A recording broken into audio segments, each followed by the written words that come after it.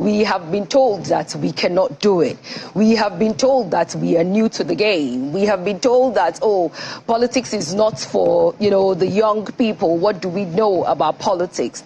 Right from when our principal, moved from the PDP, to the Labour Party.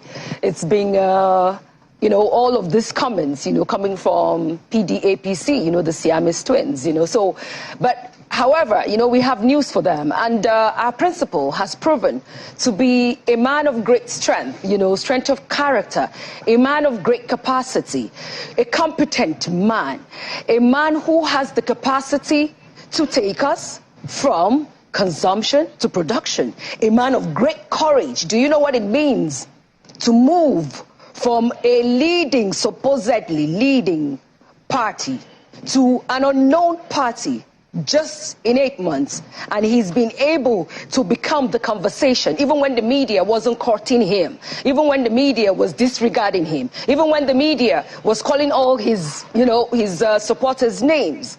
But now he is the beautiful bride. He has become the force. He has become the conversation. The reason why the world is keyed into the next elections that is coming in 13 days' time is because of our principal, Mr. Peter Obi, a man who has great compassion and empathy. He embodies the 5 C's that you look for in a leader, a man who has offered himself, a man who keeps taking himself to the people, not a man who is running away from the people, not a man whom we don't see him talk to us, not a man who clearly tells us he's bigger than the country that he wants to govern. That's the reason why he cannot sit down and be questioned.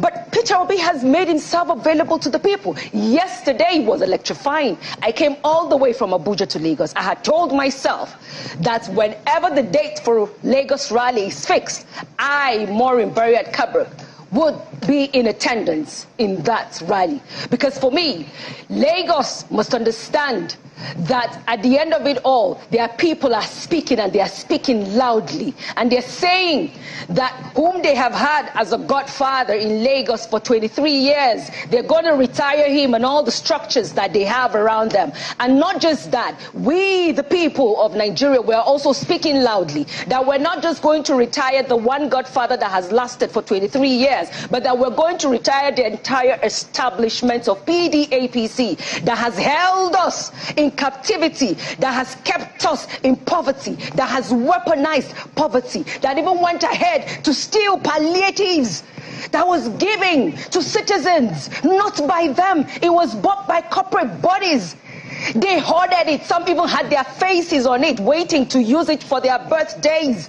So that particular, these two Siamese twins that have brought us nothing but pain. When you said the past 2 weeks have been hellish, no, hero, the past 8 years has been hellish.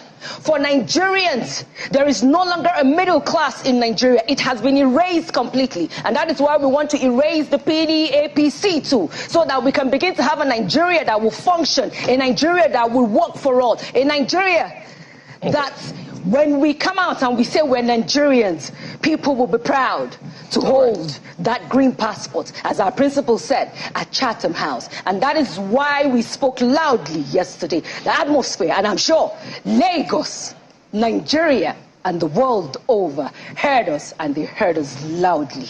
All right. Thank you very much, Maureen. I can feel the passion.